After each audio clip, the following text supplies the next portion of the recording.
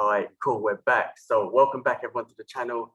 It's G-Man out here. I'm with Curtis in London. We're going to give our thoughts on UFC 272, Jorge Masvidal versus Colby Covington.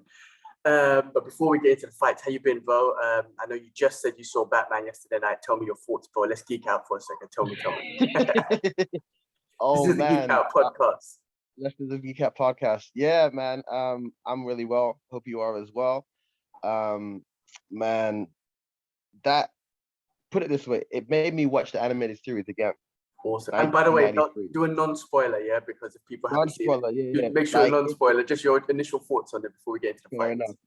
It was fantastic. It was completely unbelievably what we were waiting for all this time, like what we envisioned Batman Gotham is meant to be like, you know, super dark, seedy, noir detective.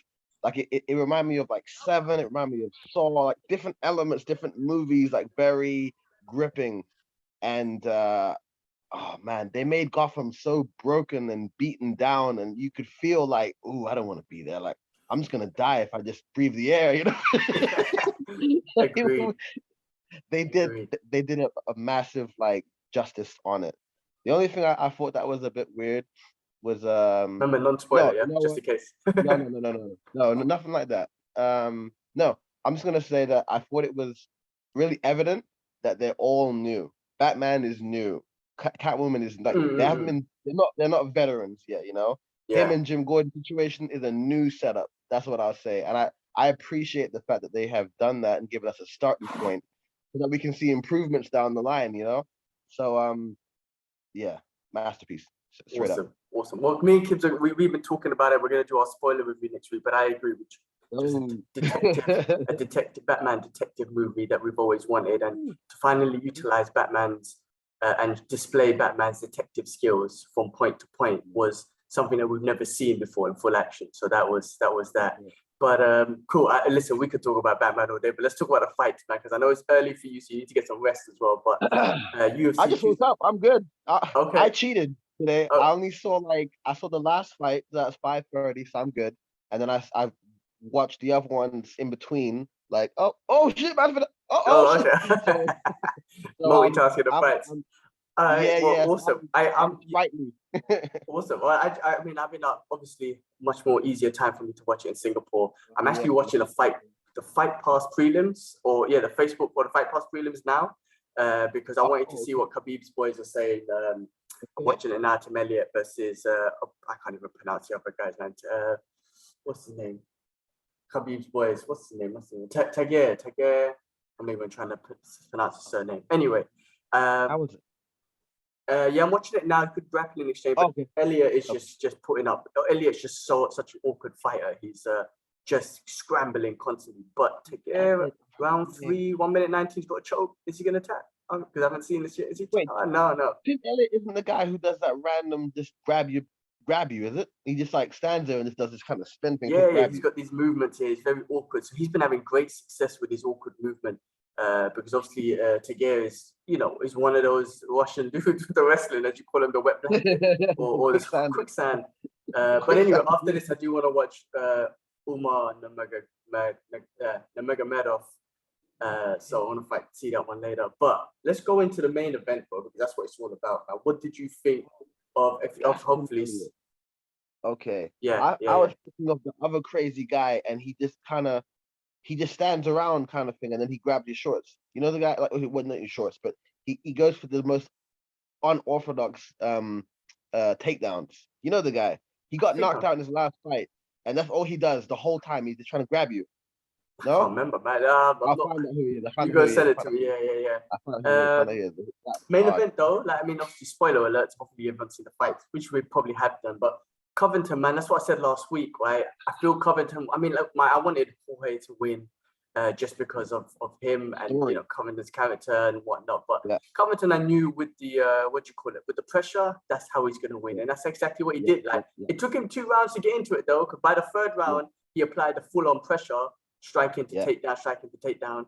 But the first 2 rounds I would say was pretty good, especially the first round. Masvidal definitely he avoided some of the takedowns. But by the 3rd round, I think Covington was putting on the pace. The 4th round, Masvidal had success with that little right hook, And if he applied the pressure, maybe, but he was, man, listen, bro. I mean, I'm not on these guys' levels, but knowing wrestling and what I went through, like with wrestling and whatnot, I know how fucking tiring it is. So just to say, go on, Masvidal, go get him, like just from experience, I know that's some hard, tiring work. Yeah. But what did you think of the fights, man? I felt for Masvidal, man, because he got quicksanded. he got quicksanded. There's nothing you can do about that. Like he fought his fight. He did what he could do, but I think he said it himself. The wrestling wasn't there tonight. For some reason, it wasn't there tonight. Like he was unable to capitalize on that right hand, which was probably he should have more moments like that. But it didn't happen that way, and that's just the way it goes. But I felt like if he would have just given him a couple of more moments, or just like, I don't know. I can't even really explain it. I don't know what the official scorecard was, but I would say I would give round 2 definitely to Masvidal, and then the rest of them, Coby took him. But round 4, just because he had that little knockdown, I mean, it gave him a little bit of a bump. But I think because of the pressure throughout the rest of the round, I think it would be a unanimous decision. Wasn't it a unanimous decision? It was, right? I think unanimous. So. I think it was a unanimous decision. I would say so. I mean, like, even though Masvidal was giving it to him, I felt like it was almost like an uphill battle for Masvidal because he was still doing his things, but the pressure was still rolling. Like it was like a scarab pushing the fucking shit up the hill. Like he's pushing, but the momentum is still going. Like he's giving an inch, but then 2 inches go down against him, kind of thing. And it was just, it just was not stopping. He was not stopping. Coby's known for that pace, isn't it? He's known for that pace. That's what we're saying, and that's what everyone's saying. Yeah, he was saying he would drown him. And I could see his strategy from the get-go. He was like throwing all this flashy stuff, overwhelming you with a lot of things, push you up against the fence, boom. And I remember the commentator was saying like Masvidal needs to move away from the fence. Like he stands too up tall, too upright, and he's very easy to be pushed back rather than having his stance a bit more lower. Whatever the reason is, that's why he did it. That's how he operates. But yeah, I was like, maybe he was tired at that point, but I could see there was times where I was like, damn, move away from the fence. Move away from the... damn it. Yeah, easier said than done, but I mean, of course. And he does have, they were saying as well, the commentators as well, he does have great takedown defense considering how tall he stands in his fighting stance. And I think he's just so confident. I mean, he does have great takedown defense. Even with Usman, he done amazing with the takedown defense. So, he just got tired. I think he just got tired. So I think look, Coby was going to win, but that was it, right? If Coby couldn't knock out or submit Masvidal, then he was going to win by pressure and decision. And Masvidal if he was going to win, it would have been by a knockout or something. And it's not like he got. I don't think he got mauled completely. He had his moments. He still fought. You know what I'm trying to say? Like it's definitely fought a competitive fight. Just wrestling, man. It's just a different game when it comes to wrestling. It's the bread and butter, isn't it? Like, like with all the other fighters out there, they have all these other tools, and if they go to the bread and butter and they catch you slipping, you drowning. So that's it. It's crazy how that Masvidal did all he could do with what he had, and he doesn't have that extra skill set of wrestling, and that's how it went. So it's a shame because I felt like Masvidal was the hero in this story, and Coby will always be the villain in every story because that's the way he wants to paint it, and that's great. You suck, all that shit. But great entrance tune. I still love his Kurt Angle entrance tune, and Masvidal's Scarface tune. That was also awesome. I love that. But I don't think Masvidal loses any stocks on this one. I mean, look, he's still got the Nate Diaz fight that he wants to do again, and they'll make it happen again, even though he kind of smashed Diaz in that fight. But he still can do that, and he's still an exciting fighter. I mean, he just signed a new contract, right? And apparently, it's a big one. Champion level contract. So I mean, he's got that popularity, and I don't think UFC will let him go that easy, and they will definitely set up some good fights for him. So I don't think he's got nothing to. He's got no losing no stocks. And Coby, he's setting up the next fight with Dustin Poirier because he's going for those pay-per-views. He's going for the storylines and all that. What do you reckon?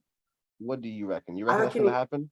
I don't know if it will happen. I don't know. I mean, because Dustin said he won't fight him in the octagon. He doesn't want to give him the money, right? He doesn't want to make sure he gets paid. He wants to fight him on the streets.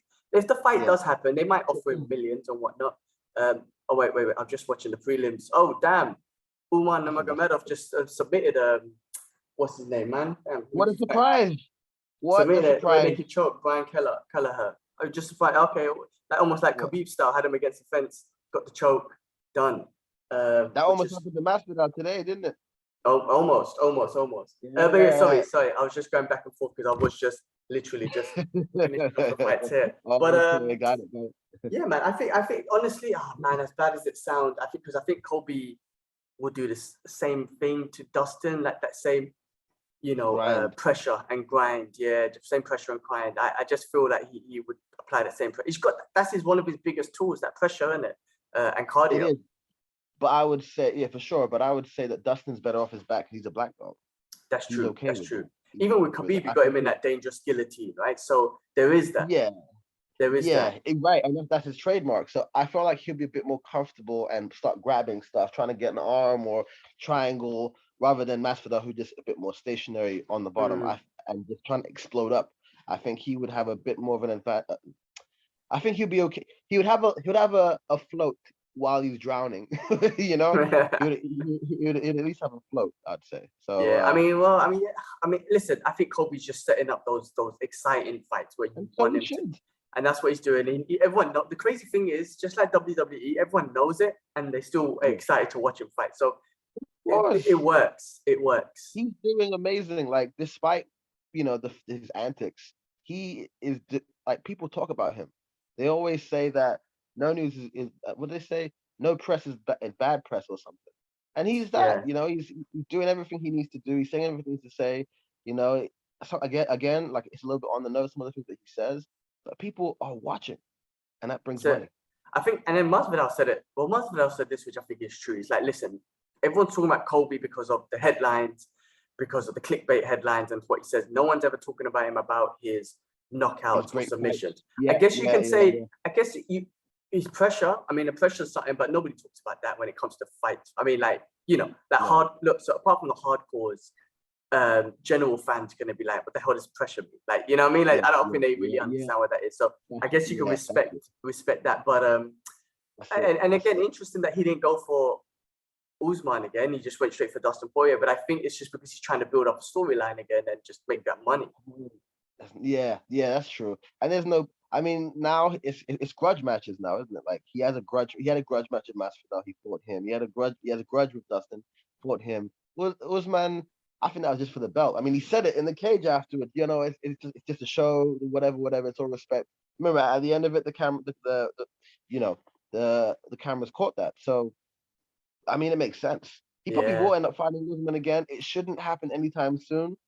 Obviously, Edwards is going to be next, and then whatever happens, right? But I think what's going to happen with that division is Edwards will be next. Hopefully, that guy needs to get shot. Then they announce comes up Chimaev versus Gilbert Burns April 10th. Oh my God, but that's exciting. Yes, it happened. Now, yes. I think Gilbert Burns said, Coby calls him. Oh, okay, what's his name? I think Gilbert said if he wins, he's demanding only a title shot next, right? And if Comes Up wins, I think he's getting the title shot anyway. But if Comes Up beats Gilbert like he's been beating everyone else, that's a big challenge because Gilbert's on the top 5, right? I think he's in the top 5.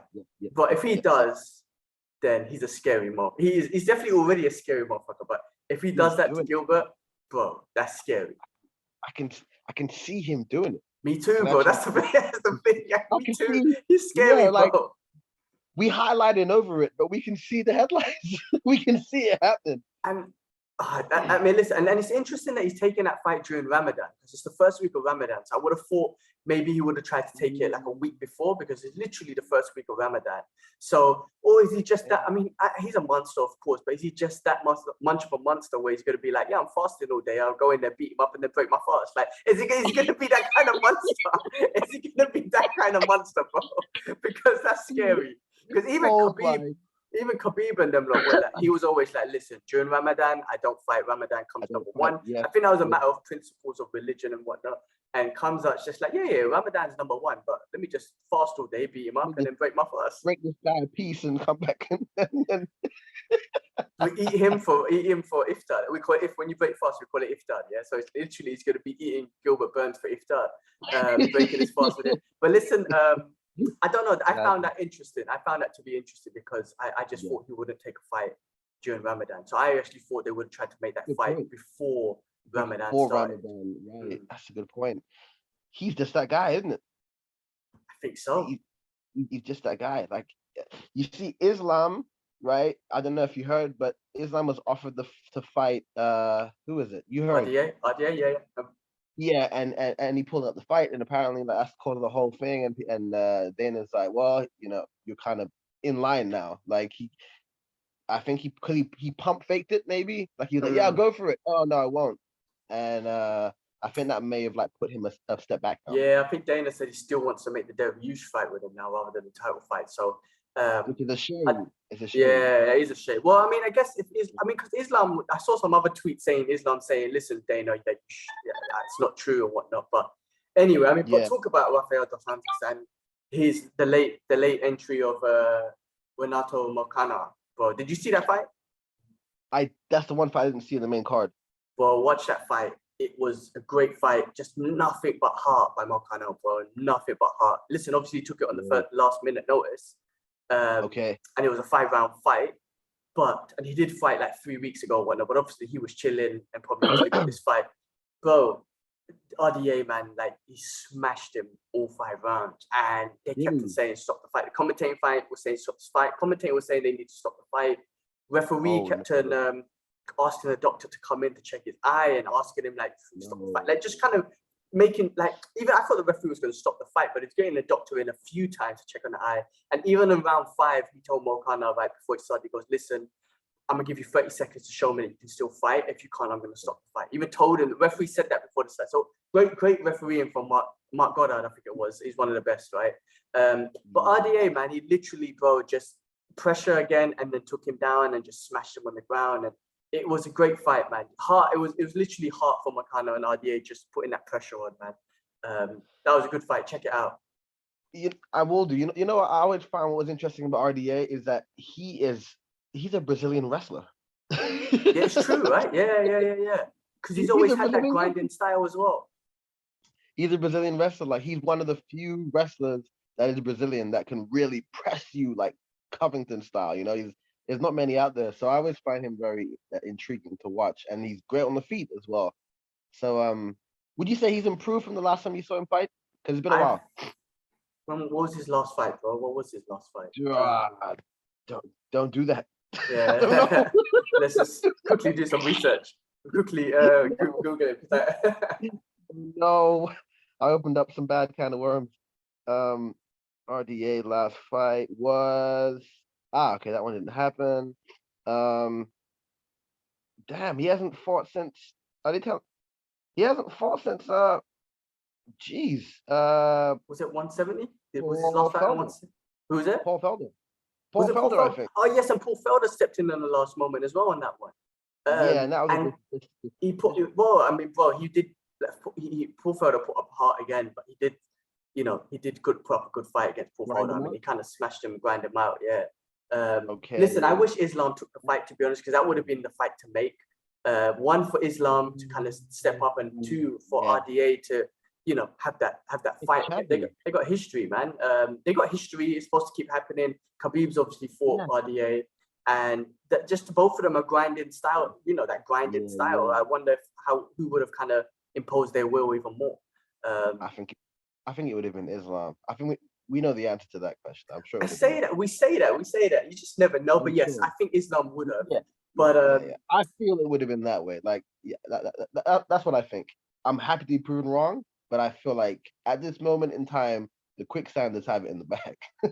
Possibly, yeah, that's true. I mean, let's see if they make that. Well, actually, no. I think Islam's going to fight their views. Let's see what RDA does, man, because he's making this title one, his 3rd title one. It's a tough one. I mean, the 155 division is tough, man. They should give him and Conor back. You know what? For Conor's comeback fight, give him RDA, the fight that never happened. Remember, like the one, you know what I mean? And one is not, Conor in the trying to get a title fight. Come on, man. Let's be real, right? And 2 is still a good enough fight for Conor for Conor to come back to. You know what I mean? One that we know is not going to get smashed. and 2, knowing that it's pretty good, and it's a fight that never happened. So let's make that happen again. For sure. Yeah, they could rerun that reel of them going back and forth, and then just like, yo, it's here. Yeah, it makes sense. It does make sense. And it'd be nice for RDA to get a good payday, regardless if he makes the title run or whatnot. For him to get a nice payday to kind of be like, well, I made a couple of millions with this fight. Yeah, because he's been coasting for a while, not because he didn't want to, but for whatever reason, I think the momentum wasn't on his side. I would often forget he's the next champion. Yeah, exactly. That fact. He beat Pettis, man. He beat Pettis. He beat a lot of people. No, but as in regards to he beat Pettis for the championship, right? Yeah. Which is amazing. And when he went up to welterweight, he fought all of them, right? Kamaru Usman, he fought Coby Covington, he fought. I think he fought Leon. Did he fight Leon Edwards? I think he fought all the guys up in the top 5. Maybe. RDA is a beast. He's a beast. He did put himself out there, but he took a lot of losses when he went up there, didn't he? That's what it was, and I think they were just a bit too big for him up there, or maybe I don't know. He took a lot of losses being up there, but yeah, man. Like you said, I hope he does get his run back and put it together, because I like watching him fight. Simple. That's it, man. And then what about the next fight was a featherweight bout, Edson Barbosa versus Bryce Mitchell.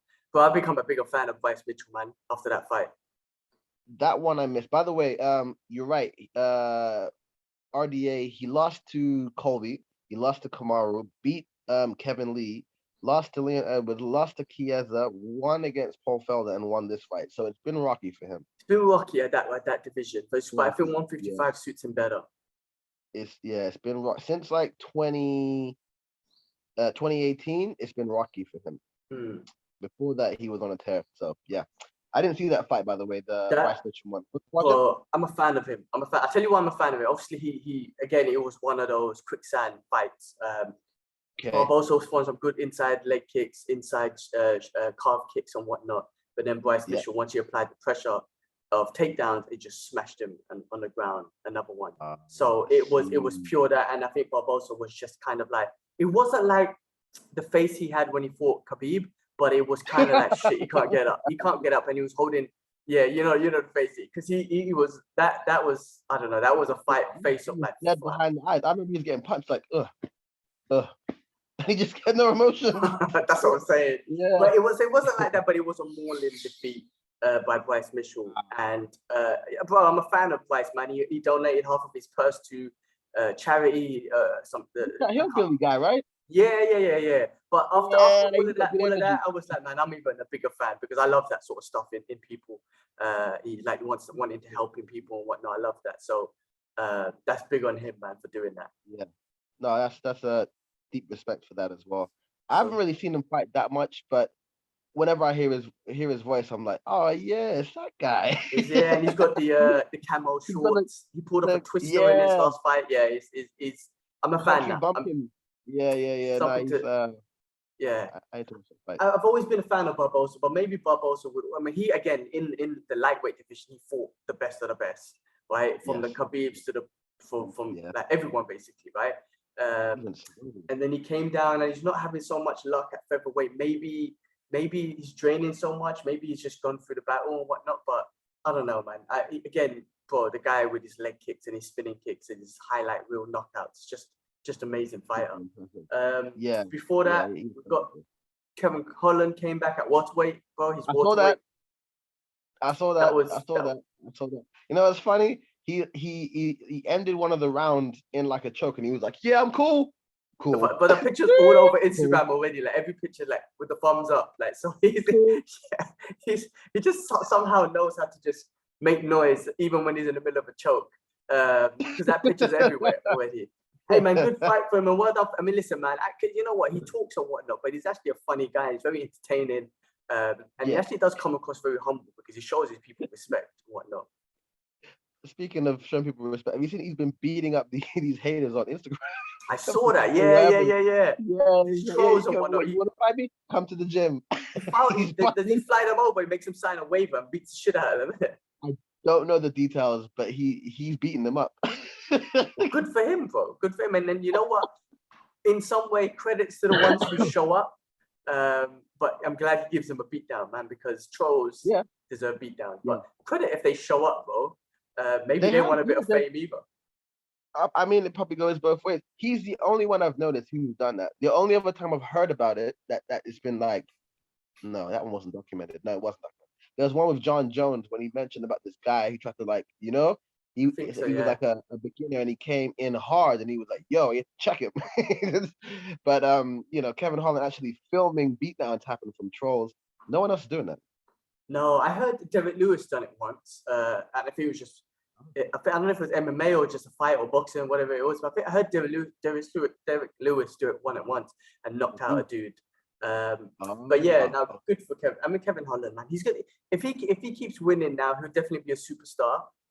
Because he came in, was it 2019 with all those 6 fights in a row, but my guy was just going for it. Yeah. So he's entertaining and whatnot. I mean, he's obviously fighting harder competition now, and he's had a little bit of resistance from some of these fighters because they're obviously better. But he's gonna learn. He went to ATT to learn, didn't he? No, not ATT. Sorry.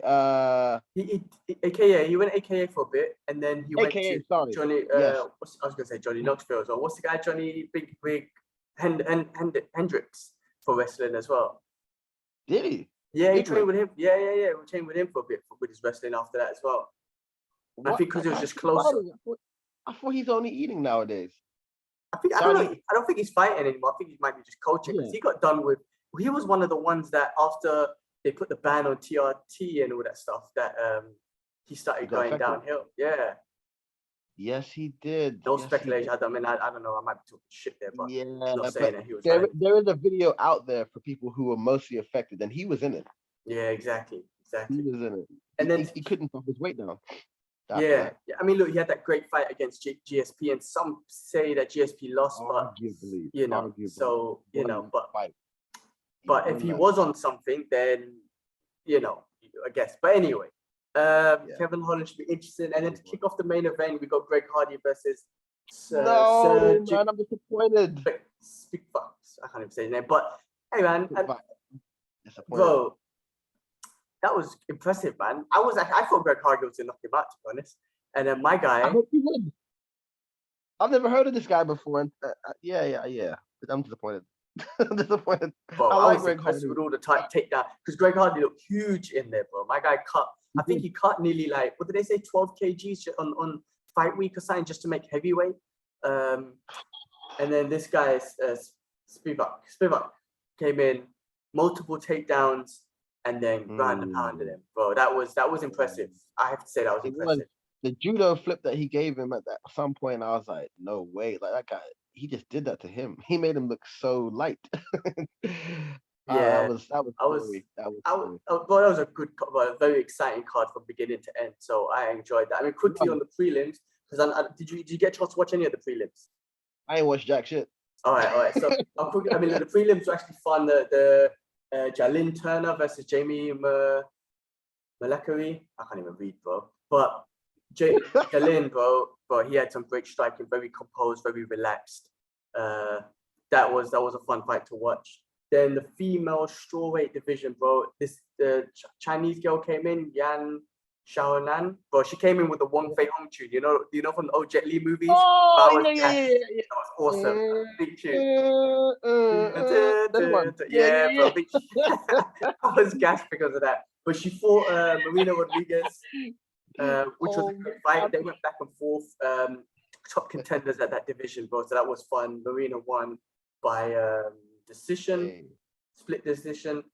That was it. I mean, I watched some of the other ones, but those ones I guess to talk about. And then the early prelims, like I said, I just watched the Nurmagomedov one. By choke. Right. But yeah, good card, bro, man. Fun card. Full on. I didn't. Yeah. Which one out of the out of the prelims would you suggest that I should watch them? I would say that the final prelim card, which was hold on. I just Jalil Tanin. Hold on. All right, I'll catch that one. Early prelim. My memory and name and shit is just basic. I would say the last fight. Yeah, Jalen Turner versus Jamie Malakari. How do you say that, bro? Yeah, okay. Malarkey. Isn't that a word saying that something's bullshit? Malarkey? What's that? Isn't that?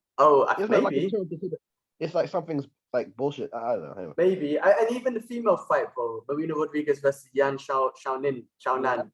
That was a back and forth fight as well. So that might be worth watching as well. Okay. But I think keeping an eye on Jalen Turner, I think that was 4 fights, 4 wins, and not just 4 wins, but 4 knockout TKOs. In a row. He's very composed, bro. It's very composed. And some of the combinations he was throwing with his composure was just nice to watch. So clean. Yeah, man. It was just stuff like, I don't know, like a right hand, right knee, and then push off and a left kick. Like, very smooth into different techniques and different striking. I found that very interesting. He's expressing himself. That's it, man. All right, then. All right, so, I mean, that was it for the card. I mean, look, next week we got another fight card at the Apex. It's Santos versus Ankalaev. Kalaev. Yeah, Kalaev. Wow. Another one of those. Marlon Moraes versus Song Yadong. So that should be, I mean, you got Khalil Roundtree. Well, I mean, he had that one fight where he was a proper Muay Thai guy, killing the dude. I can't remember what it was. And then it kind of went, there was a hype, and then... Yeah, because he went to Thailand and he was like, not too cow. Yeah.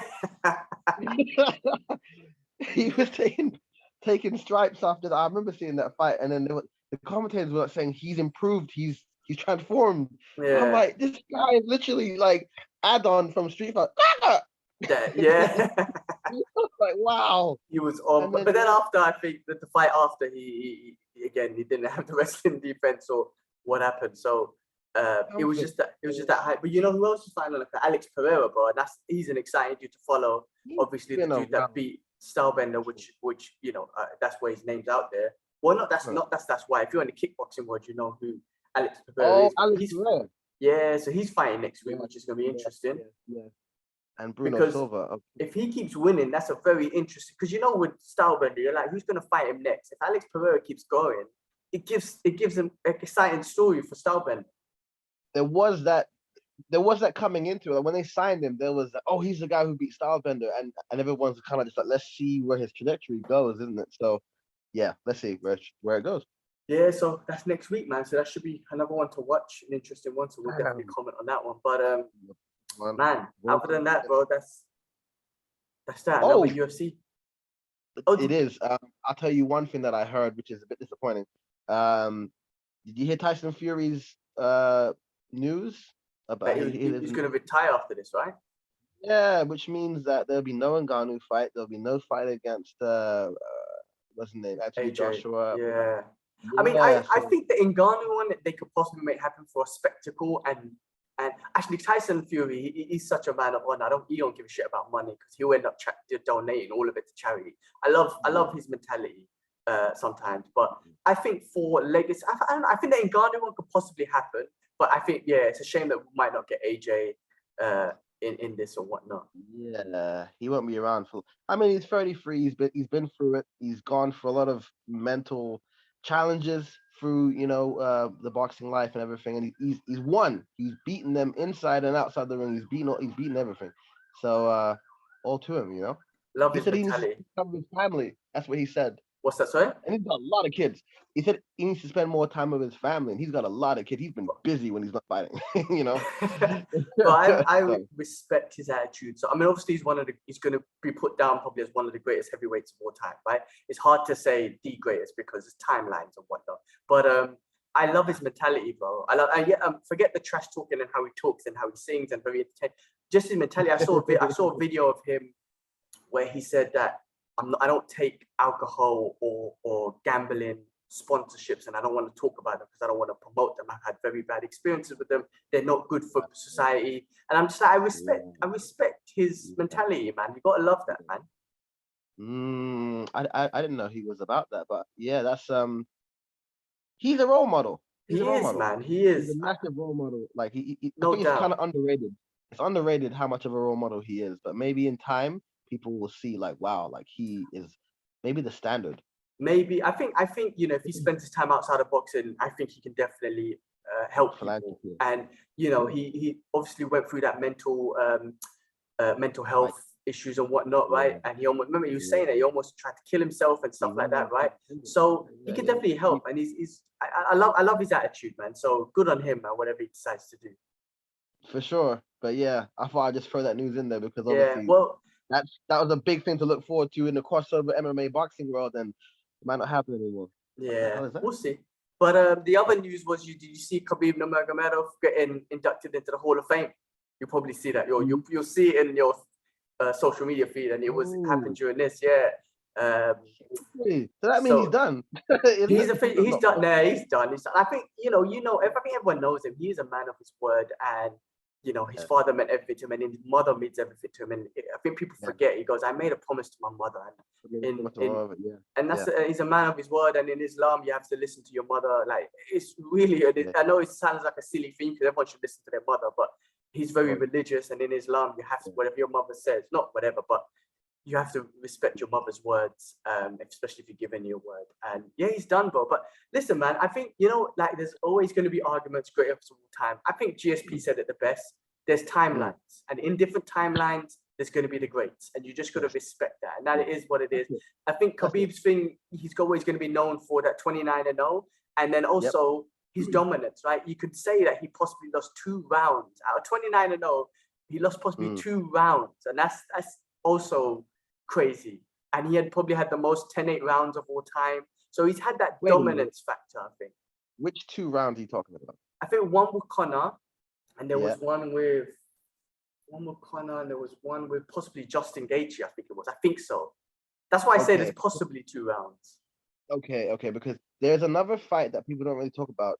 It's from a while ago. I think it was against Gleason Tebow. Yeah. Or Talius later, and people say he lost that fight. Yes, people say that actually. Yeah. People think there's a good chance. I mean, I could go back and watch it, but I think at the end of the day, he won the fight, and if he lost it, then they would have said no. They wouldn't be bringing up the dominance of the rounds, and because they would have said, actually he lost 2 rounds, 3 rounds against Gleason Tebow. So yeah. People don't often reference that fight much, but it exists. Yeah, it's true. But anyway, Hall of Famer. I thought, to be honest, always Hall of Famers was like after you retire, maybe like 5-10 years later they give it to you, but he got it quick, 2 years, and he's in there. I think it's what he brings to the table, and his prestige. And him and Dana's got such a great relationship.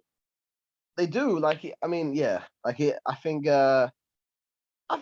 it's only right that people should be inducted sooner. Why does it have to be like WWE when you're like coming up on the Zimmer Throne to get the damn thing? You had your time. You did what you needed to do. You moved the needle, as they always talk about, and you're done. Fair enough. Give the man his stripes. And you know what? Like to say, I mean, MMA is a global sport, but he did open it up for like the Muslim world. Like I reckon the UFC's traffic just went from the Middle Eastern world and Abu Dhabi, and UFC having Fight Island in Abu Dhabi. I think Khabib was his success was a big part of that. Most likely, and that's probably why that helps give him all the prestige that he has, because he's brought a whole religion, nation, and so on his back in the quicksand. Hey, well, let's be fair. I mean, I know wrestling's always been there from day one, but he kind of he's always been there from day one, but he changed it a little bit, right? In the sense that chain wrestling, chain wrestling, and the mauling, that word mauling, I swear it didn't exist, or they didn't use it before him, right? Because he mauled people, and now you got people coming in and comes out and whatnot, but you're always going to be like, well, smash. And that word is not smash. But like I said this before, them Islamic brothers that coming from that region all learned their English from Hulk, Incredible Hulk. It's like you got the English class and they're just giving them Incredible Hulk comic and say, just learn his English, you'll be fine. And all they say is smash. Smish. Smish. Shit, awesome. Cool, bro. Well, listen, man. That was an awesome card. Thanks again for jumping on the call as usual. Man, likewise. But that was awesome, bro. Listen, until next week, we got another card, and we're going to keep on doing this anyway. Yes. But yeah, man, cool. Well, look, I'll leave you to it. It is early morning. You got to go get your rest as well. But cool. Listeners, thank you so much again, as usual, for watching, liking, and all the other stuff. And yeah, we'll be back next week with more breakdown of or reactions of our UFC. Cool, man. Take it easy, bro. Let me catch a little Insta picture. All right, man. Peace, everyone. This one. Peace.